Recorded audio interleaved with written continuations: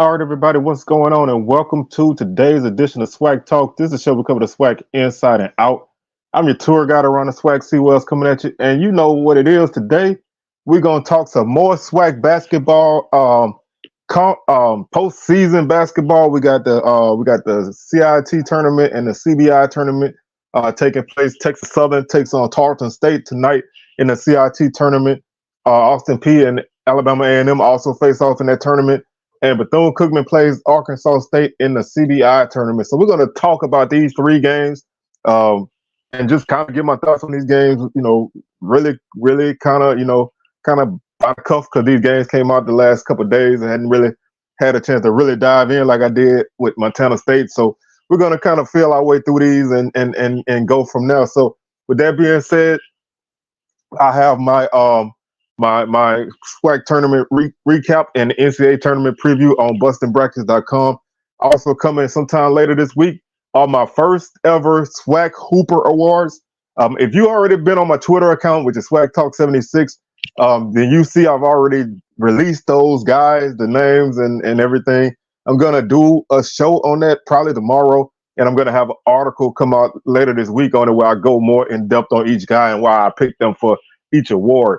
So y'all make sure y'all check out the Twitter to get a preview of what those guys are and what the awards are. And then stay tuned for the articles to come and the video. So with that being said, hit those socials: Facebook is SWAC Talk, Instagram SWAC Talk, Twitter SWAC Talk 76. Don't forget to subscribe to the channel, like the video, comment, and share. So let's go ahead and jump into this, man. We're going to start right away with the TSU Tigers, the runner-up in the SWAC conference tournament, finished 12-6 in conference, and had a solid run as usual. Typically, they would be in the NCAA tournament, but Grambling knocked them off this season. They're 16-16, 12-6 in conference, like I said before. And tonight they head to Stevensville, Texas, to take on the Tarleton State Texans. This team is a really good team. They're 23-9 and 16-4 in the WAC conference. They finished second place in their conference, and they lost to UT Arlington, who made it to the conference championship. And that's who they got knocked out by in that tournament. But before that, they were actually a pretty hot team. They won. I got the count.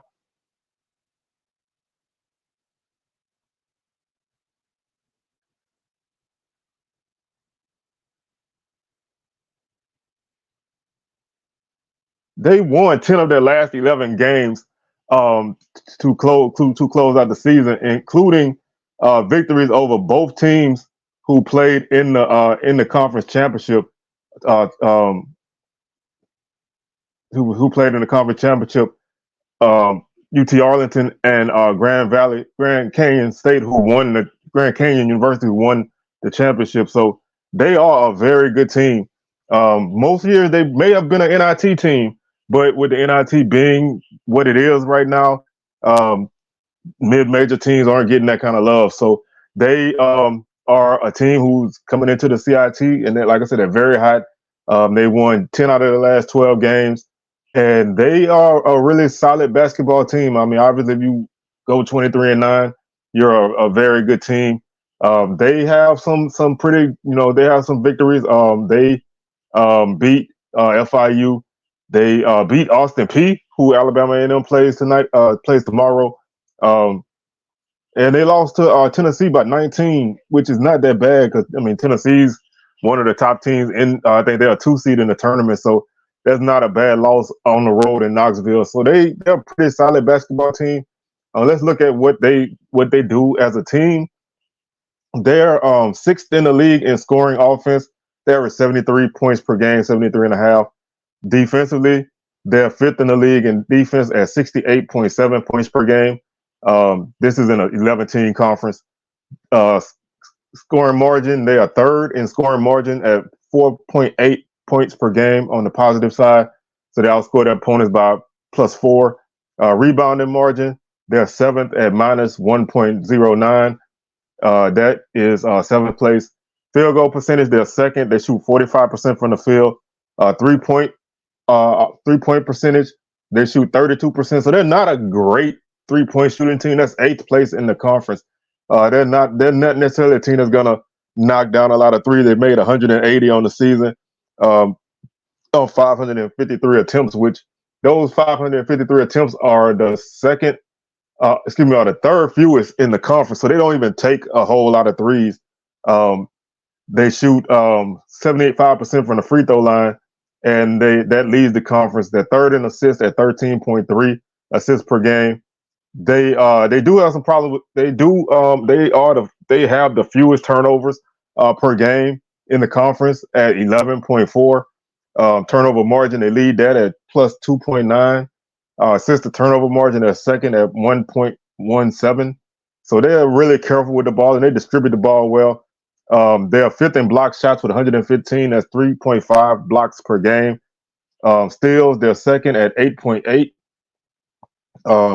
Offensive rebounding, they are fifth at 10.8 offensive rebounds per game.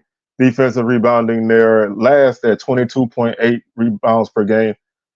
So they don't necessarily rebound the ball really well. They have about 32 rebounds per game. So you really, they're kind of a team who can, who seems to be able to get things done kind of in spurts. Like I said, they're not going to overwhelm you with their 3-point shooting. They're not going to overwhelm you on the boards. They just take care of the ball, and they are able to make some things happen. They're led by Ja'Cory Smith. That's their leading scorer. He's scoring an average of 16 points per game. So you definitely can look for him to be involved in this offense. He averages 4.6 rebounds per game, and he shoots 33% from the 3-point line and 41% from the field.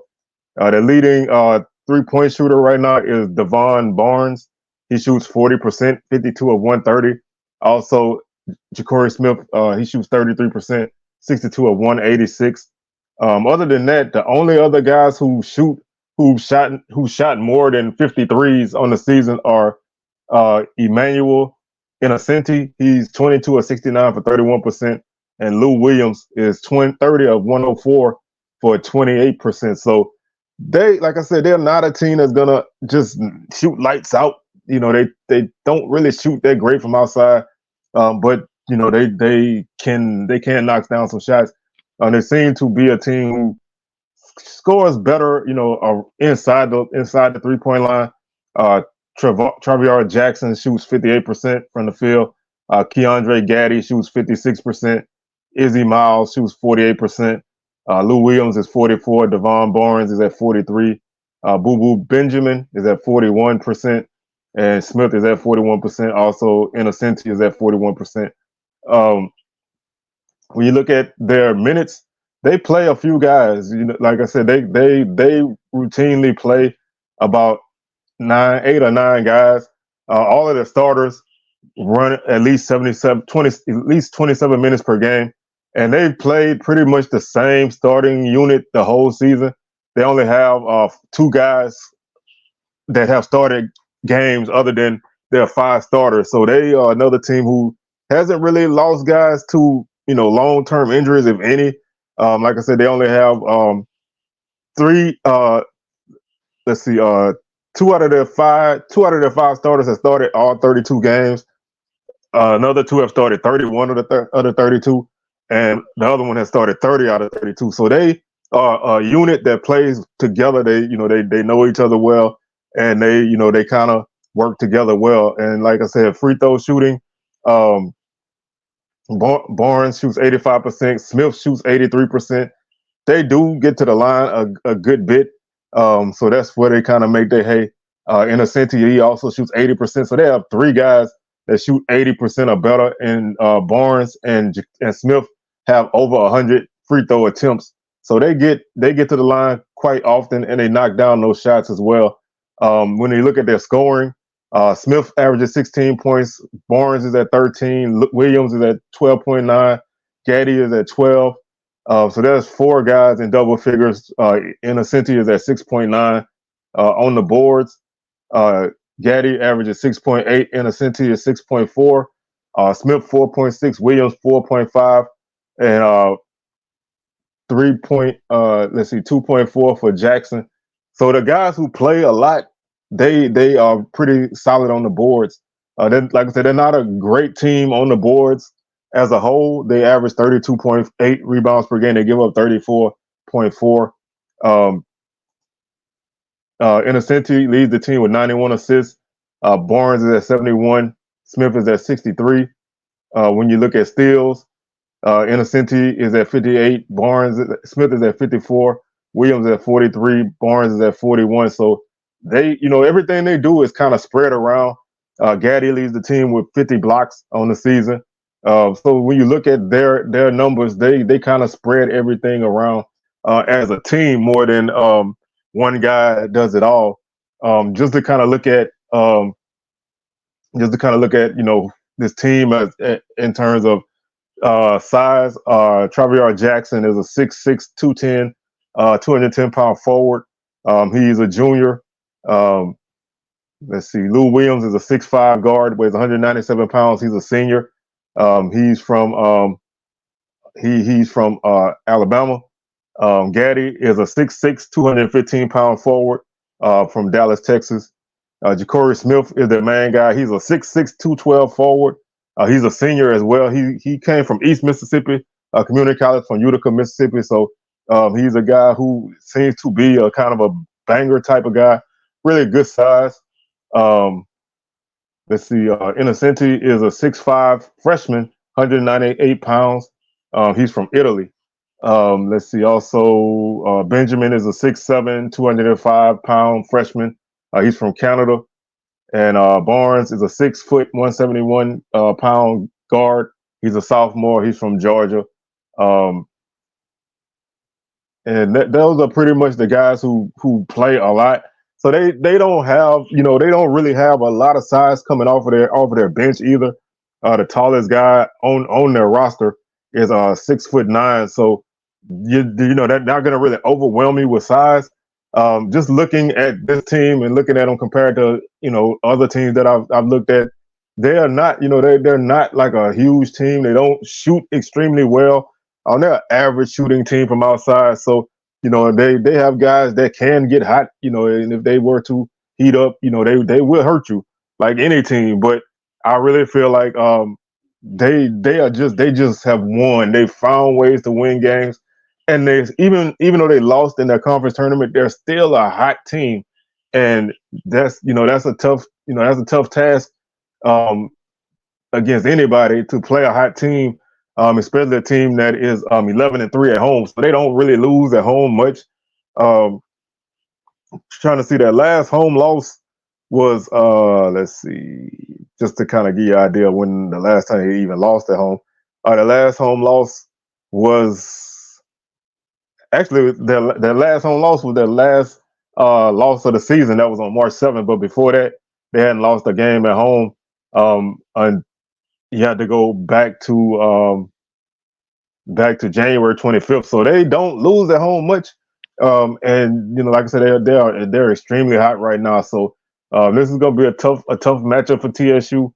Kind of looking at a couple other things about the Texans. Looking at a couple of their game highs. Just to give you an idea of, their top level of performance on the season, they have made 12 3-pointers in a game that was against UT Arlington on January 4th. The highest attempts are 24, so they don't even really shoot a ton of threes. Like I said, they don't really shoot a lot of threes. Some teams will shoot 30 plus threes in a game. 24 is their high. Their high in points was 93 against North Texas Dallas. Individual guys, Smith has the high in points on the season with 34. He got that against FIU on November 9th. Lou Williams had 13 made field goals against UT Rio Grande Valley. That came on January 20th. Let's see. Smith had the season high in threes with 6 in a game. Barnes made 12 free throws in a game against Grand Canyon. Rebounds, Gaddy had 14 in a game against Grand Canyon. Assists, Adam Musa had 10 assists against California Baptist. Smith and Barnes each have 6 steals in one game apiece. Gaddy has blocked 7 shots in a game. So they, like I said, they kind of spread everything around. They don't really, anything you look at, it doesn't really overwhelm you. But when you look at this team and their performance, then you kind of see that they statistically they kind of belie the numbers that they put up, and that's a pretty solid team. So this is gonna be a tough task for a tough task for Texas Southern, but the Tigers will be ready. They really need a kind of a bounce back game coming off of the SWAC championship loss, where they did not play their best ball. I mean, PJ Henry was kind of banged up. Mortal didn't play, so we'll see what the status on both those guys are. They're very important to this offense. CC got hot late in the game. If they can get these guys going, Carter didn't even really shoot well in the game. Hunter had a really solid second half, but they need to play a solid, complete game to win this game. You never count on TSU. They're not this season. They haven't. This season they weren't that great out of conference. They do have a victory over Howard, who is going to the first four. But they don't really have That's like their only non-conference victory on the season. So they didn't necessarily have great performance out of league. But TSU is the kind of team that they don't typically round in a former until January, February, March. So the team at the beginning typically is not the team at the end. I think that the Tigers, they're gonna have to play a solid game in this game. They're gonna have to rebound well, which is something that they did fairly well this season. They averaged 35 rebounds per game, but they gave up 36. So that's less than a one rebound per game difference. They definitely need to knock down some shots from the perimeter. They only shot 31% from the 3-point line during the season, and they did not shoot well against Grambling. The other two games they shot relatively well, but that Grambling game they just did not shoot well. They score 70 points per game. They give up 70. They shoot 41% from the field, give up 42. Turnovers are 12.7. They force 12.6. So neither team really turns the ball over a lot. Like I said, to me, for Texas Southern, the key in this game is the health of their guards. If PJ Henry is healthy, that's 14, almost 15 points a game for your offense. That's 34% 3-point shooting. That's a guy who can, get in the lane. He can make things happen. He's very explosive, and he can go on spurts by himself. CC is a guy who, he's shooting 38% from three. He gets in the lane and he knocks down shots there. He's very crafty around the basket. He's at 13.6. So having those two guys be on point is very valuable for TSU because those are their only two double-digit scorers. Deion Stroud had a great game Saturday night. So if you get that from him, plus your regular output from your guys, your other guys, then you should be okay. But to me, like I said, the main thing that you look for if you're TSU is health. If they come in healthy and ready to play, this should be a pretty competitive game. If they're reeling from this game because this is a situation they haven't been in a long time, not being in the NCAA tournament.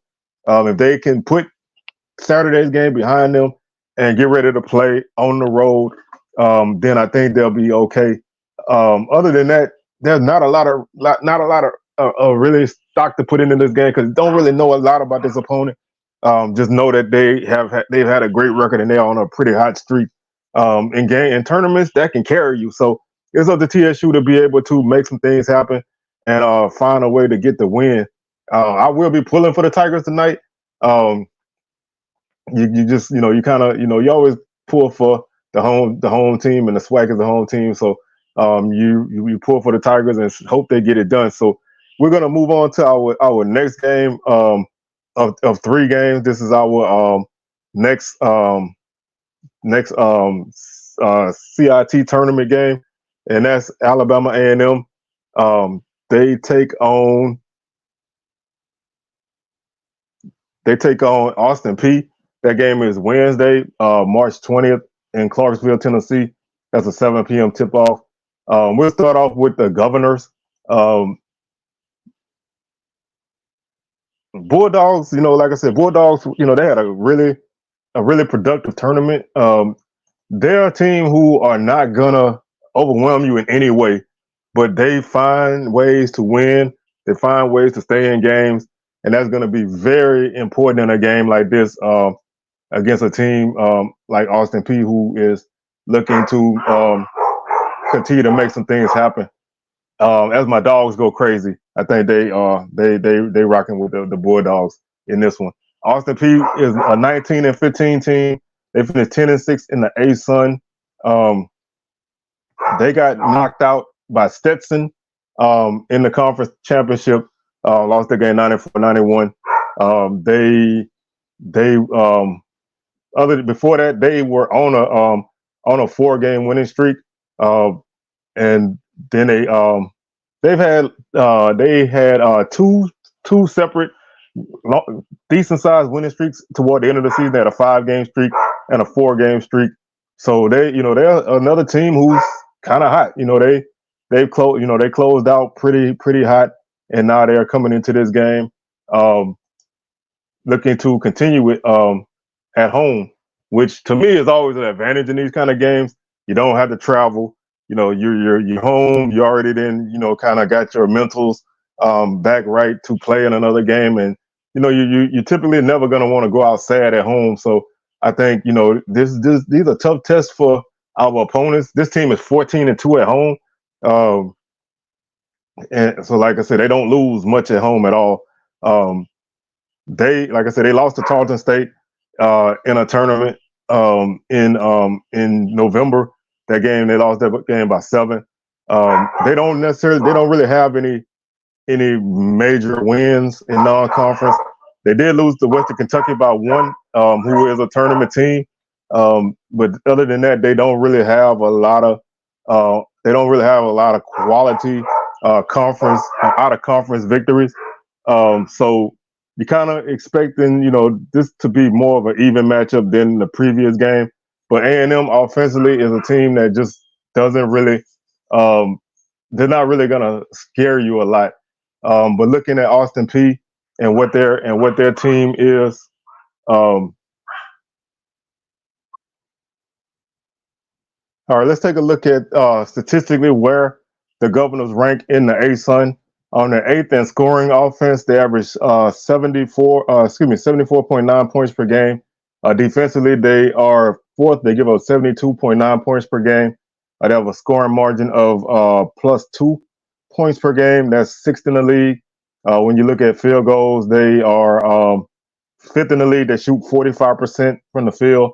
Their opponents shoot 46% from the field.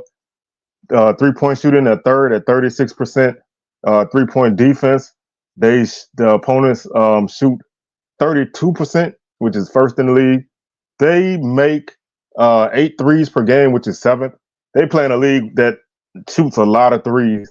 8th place is 7th. 8 threes per game is 7th in the league. If you remember Montana State yesterday, they led the Big Sky at 9 threes per game. So this is a conference that definitely loves to let the threes fly.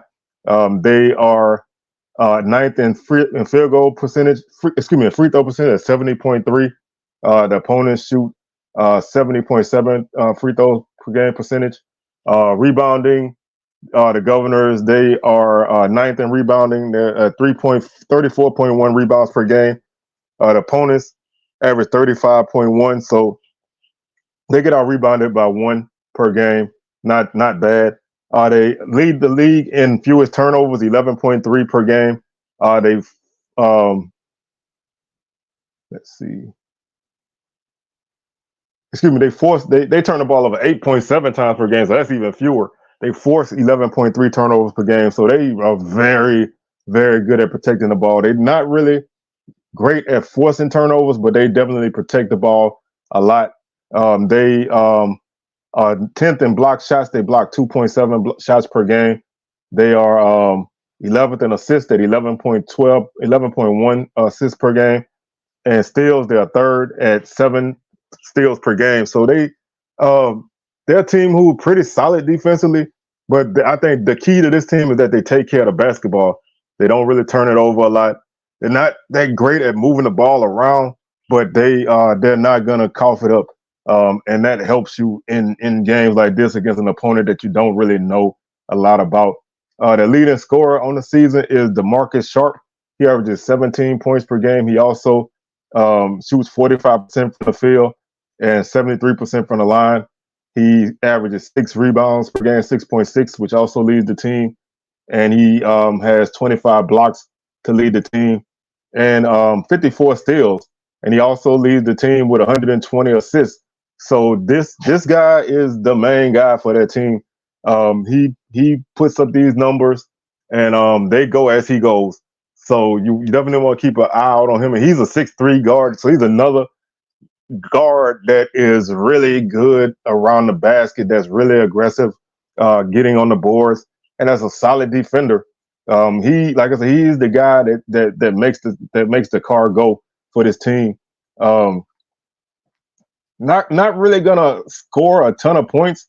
Like I said, he averages 17 points per game, but his high is 35, which is a lot. That came in the North Florida game in the tournament. But other than that, he typically tops out. He has a 33-point game in November against Sacramento State. But other than that, he tops out at like 22, 23. So he's not necessarily gonna go ham on you, but he can. I mean, because he has 2 games where he scored over 30 points. But typically, he's not gonna be a guy that just go off on you and just be a scoring freak. He's not a 3-point shooter at all. He's only 1 of 15 from 3, so he's not the guy that's going to hurt you from outside. On their top shooter outside is Jamonte Black. He shoots 40% from the 3-point line. He's 111 of 274. He's the only guy that really is really solid with in terms of volume, shooting threes. Isaac Haney is 30 of 80 for 37%. Desi Jones is 64 of 180 for 36%, and Dez White is 61 for 177 for 34%. And those are the only guys who have made more than 1 3. So that's 4 guys that you got to kind of keep an eye out on from beyond the arc. This team is very balanced offensively. Like I said, Sharp averages 17 points per game. Jones is at 14.4. Witt is at 12.8. Black is at 12.2. Haney is at 11.8. White is at 7.9. So those are, other than that, they don't have anybody averaging more than 4 points per game. So you see where the guys who are going to hurt you, you see where they are. And again, they're another team that plays their starters heavy minutes. They have 5 guys who average more than 30 minutes a game. So they aren't a deep team. They're not going to go deep in their bench, and they're not going to get a lot of points from other guys.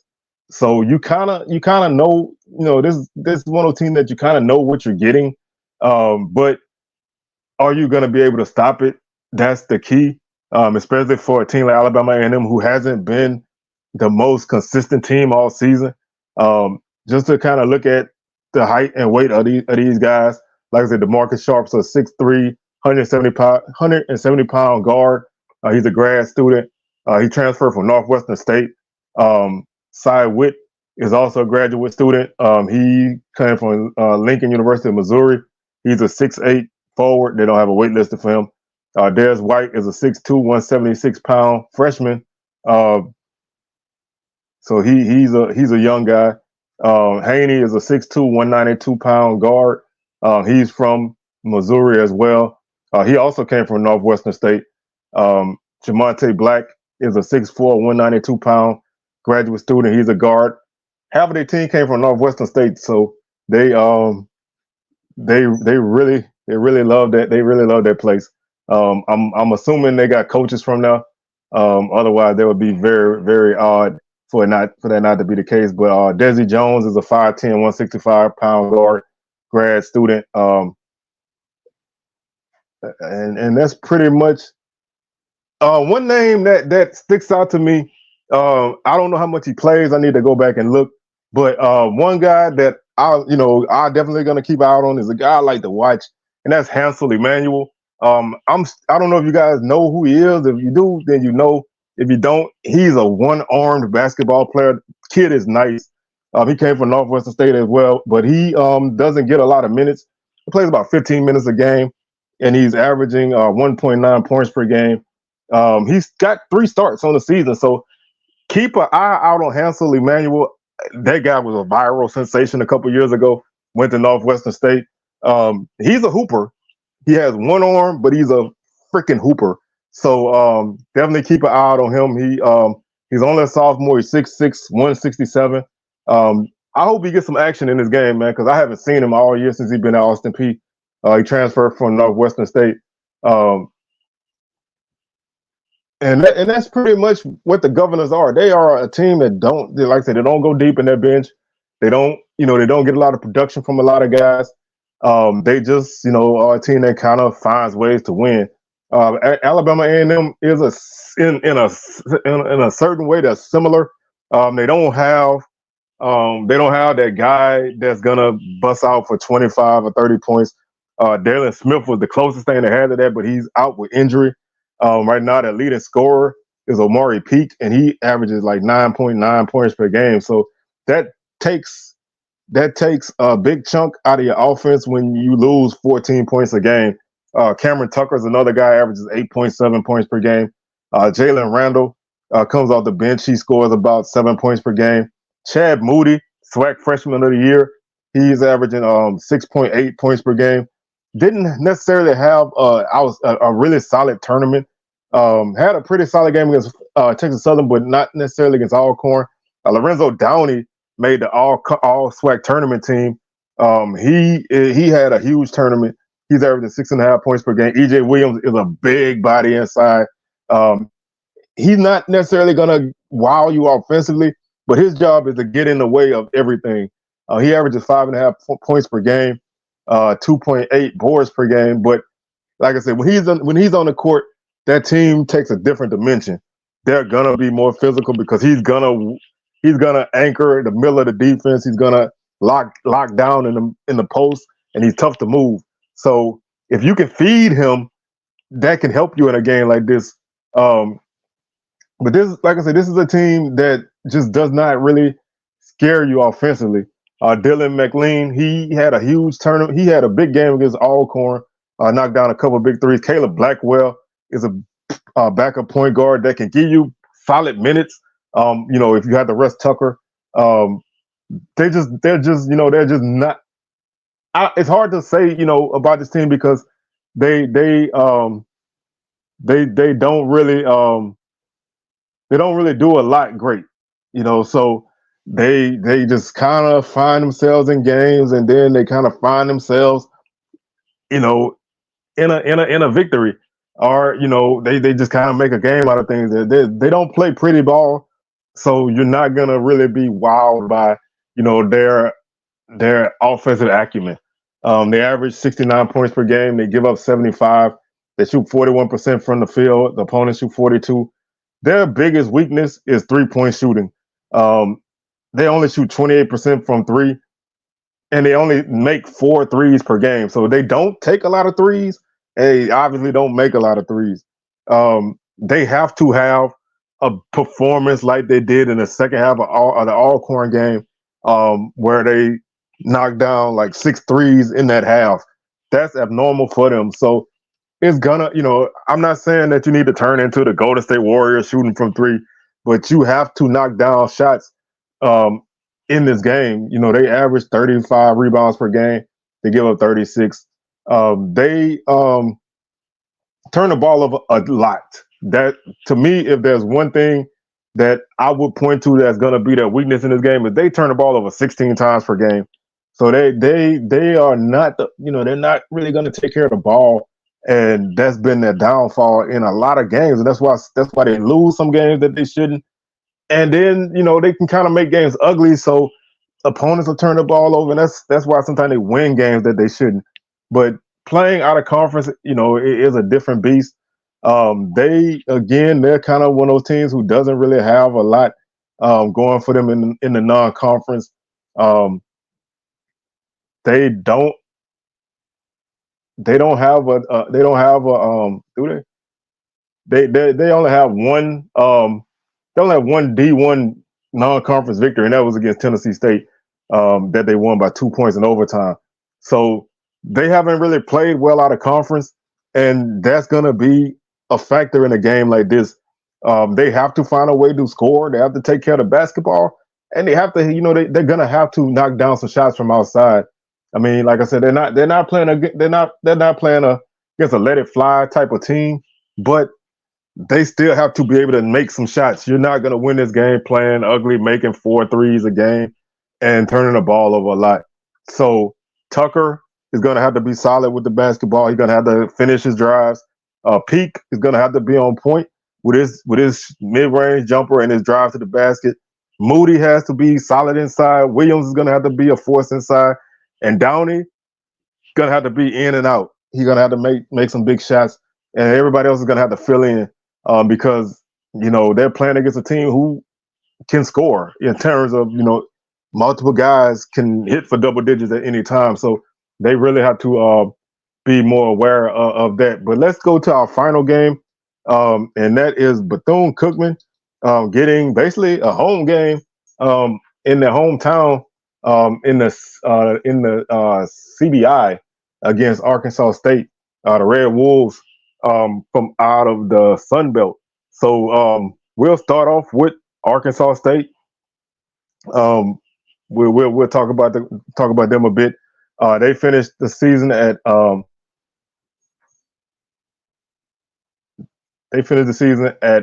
18 and 5, 18 and 15, 18 and 16, 11 and 7 in conference. They won. They were 10 and 3 at home, 5 and 11 away from home, and 3 and 2 on neutral sites. So this is technically a neutral site game for them. So they were pretty decent away from home. In neutral sites, they weren't great on the road in true road games. They lost to James Madison in the conference tournament, who went to the NCAA tournament. They picked up some pretty decent conference tournament wins. They knocked out the number 1 seed, Appalachian State.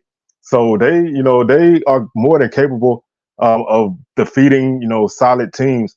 This is going to be a pretty tough matchup for Bethune-Cookman, who is coming off of a disappointing loss against Grambling in the SWAC tournament. They played a really great second half against Southern.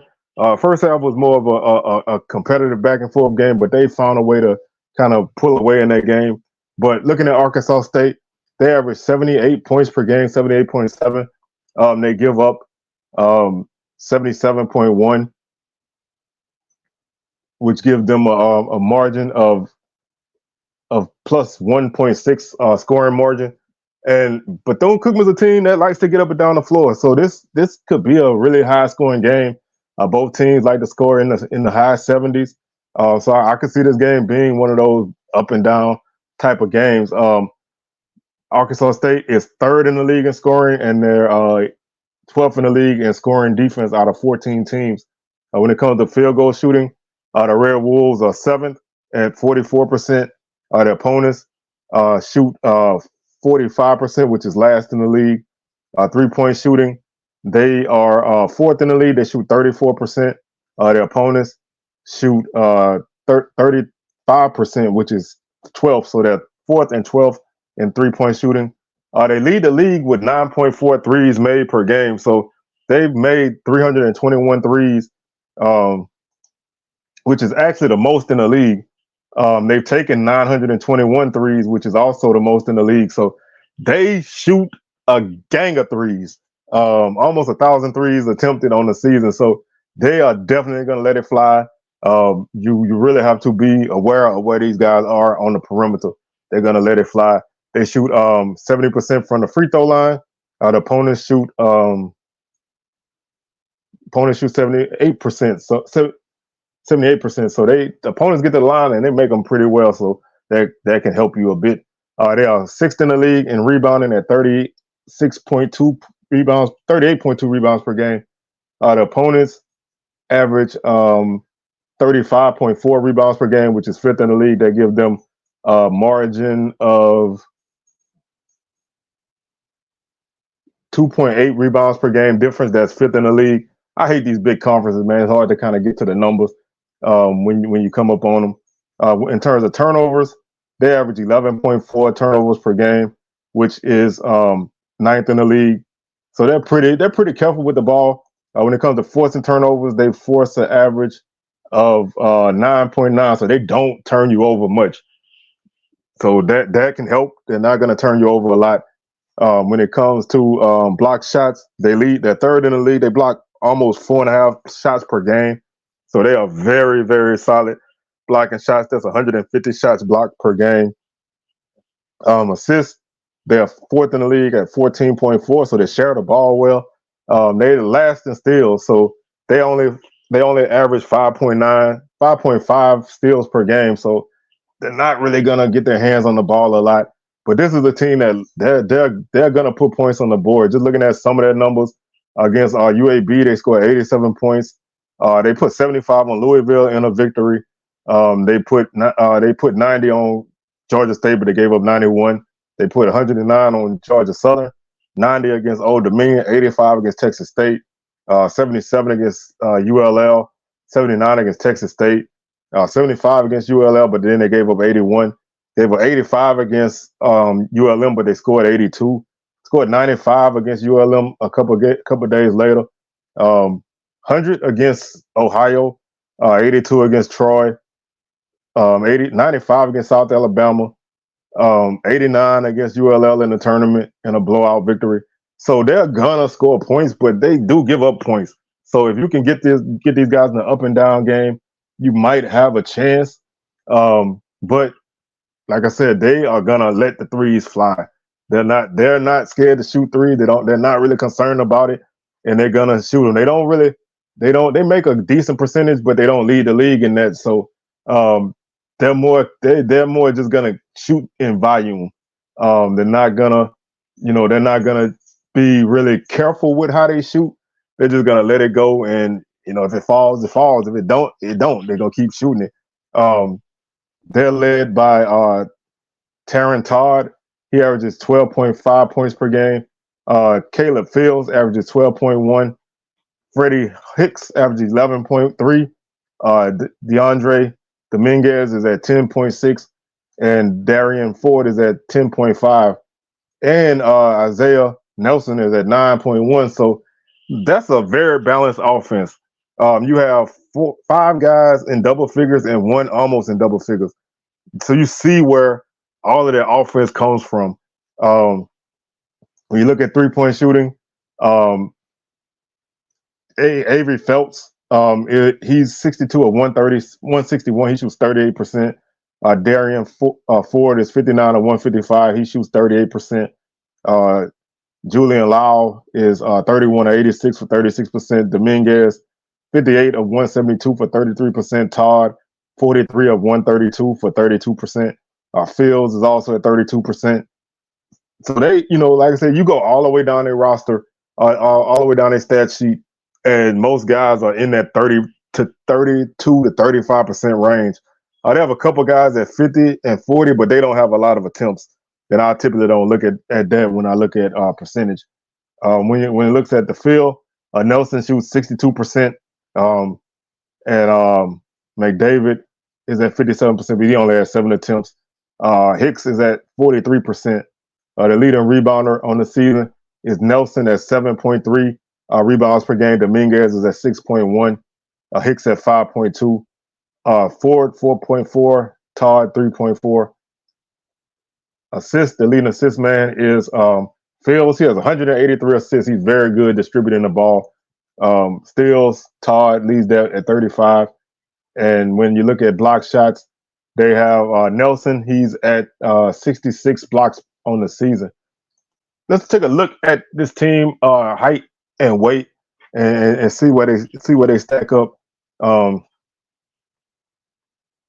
When you look at their block shots, like I said, they're very solid inside. Caleb Fields is a 6 foot, 190 pound senior. from Tennessee. Hicks is a 6'6", 214-pound guard. He came from Tarleton State, so he could have been playing against TSU tonight. Ford is 6'3", 207 guard. That's really great size. He comes from Arkansas, University of Arkansas. Todd is a 6'4", 177-pound junior. Let's see. Phelps is a 6'2", 191-pound guard. He's a redshirt junior. Nelson is a 6'10", 210-pound sophomore from Atlanta. So he's that big guy inside. And Dominguez is a 6'9", 208-pound forward. He's a junior. He comes from UMass. So you see they do have some size inside, and they're very, very good at protecting the rim. And like I said, they all shoot the three, and they're not scared to shoot it. Bethune-Cookman is a team I like a lot. You know, like I said, if you look at any, you know, you listen to my show or you read some articles, you know I'm high on Bethune-Cookman. I like the Wildcats, and they like to push the tempo. They average 72 points per game. They give up 72 as well. They shoot 31% from three, but they make big threes. When you watch them play, they'll make a lot of big threes, and it doesn't, you know, statistically it doesn't look like it, but they do. And they shoot 42% from the field. Opponents also shoot 42%. Rebounding, they're at 33 rebounds per game. The opponents at 35. They turn the ball over 14 times per game, so they turn the ball over a solid amount. If they do for 16 turnovers, then they're really good at getting steals. They average 10 steals per game, so they do get their hands on the ball. So if you're not careful, they will turn you over. Right now, their leading scorer is Jacoby Hetty. He averages 15.3 points per game. Zion Harmon is at 14.7. Deshaun Dyson is at 14. That's a great trio, but it all depends on the health of Zion Harmon. He had a foot injury or ankle injury in the tournament, got hurt toward the end of the season, missed the last two games, played sparingly against Southern, made a big shot, did not play well against Grambling. So and he tweaked that injury late in that game. So the health of Harmon is huge for this offense. Dyson, he had a bad game against Grambling, but he can go for 25 himself. So you definitely want to get him, Hetty, and Harmon going if Harmon is healthy. Reggie Ward is a nice guy that can kind of make some things happen. He averages 9.6 points per game. Carter Hollinger had a nice tournament, made the all tournament team. He averages 9 points per game. He also averages 4.8 rebounds per game. Which is second on it, 4.6 rebounds on the season, which is second. Where it's tied with Reggie Ward for first rebounds. So they do have size that comes off the bench. Holsway is a 7-footer, a legit 7-footer. Henderson's I think he's like 6'9" or 6'10", but he's built. I like this team a lot. I think the one thing is if they have to go into their bench because Harmon is unhealthy, then that kind of forces more guys to play more minutes than they should. When you look at this team statistically, minutes wise they have 5 guys who average over 20 minutes, including 3 who average over 30. So their top 3 guys all average over 30 minutes, and those are the guys that are gonna get the bulk of the shots. Harmon, he shoots. Where is he? He shoots 20. He only shoots 25% for 3, but I swear to God, the dude can shoot from range. Dyson shoots 34%. Hetty shoots 32%. And like I said, this is why I say this team. The numbers don't really look like what happens when you watch them. I've seen Zion Harmon hit 35-foot threes in games, like just knock them down with guys in his face. And you look at his numbers, it don't look like that. Dyson he has a nice mid-range jump shot. He shoots well from the corner. He can get to the basket. He's great. Sometimes I think he may be the better of the two between him and Harmon, but I love Zion Harmon. And Jacoby Hetty can make big shots. I love this team. They had a solid season. They did pick up their first conference tournament win. They didn't play the most challenging non-conference schedule, but they did win a couple of non-conference games against D1 opponents. Um, and playing in Daytona can help, but it all hinges on the health of Zion Harmon, and they're playing a team who is very solid inside that can block shots. So it's important for them to finish around the basket and not get those shots blocked. Bethune-Cookman forces a lot of turnover. They get a lot of steals. They play on a team that doesn't turn the ball over. So that's a good matchup right there. If they win that turnover battle, I think they got a good shot. But it all hinges on Zion Harmon. If he's healthy, then I like their chances. If he's not, I don't like him as much. But this is going to be a good matchup for them. And, we'll see. We'll see. And they have to kind of put the tournament behind them and bounce back for another game. And that's always one of the things that's important about a non-conference tournament after a conference tournament is can you bounce back from losing a game? Losing a game regular season, turn around and playing on Monday after you lost on Saturday is one thing, but losing in a tournament in a bad fashion and then finding out you're playing a few days later and then going out and playing and winning is two different things. So can they manage that? Can Coach Steers have those guys ready for that?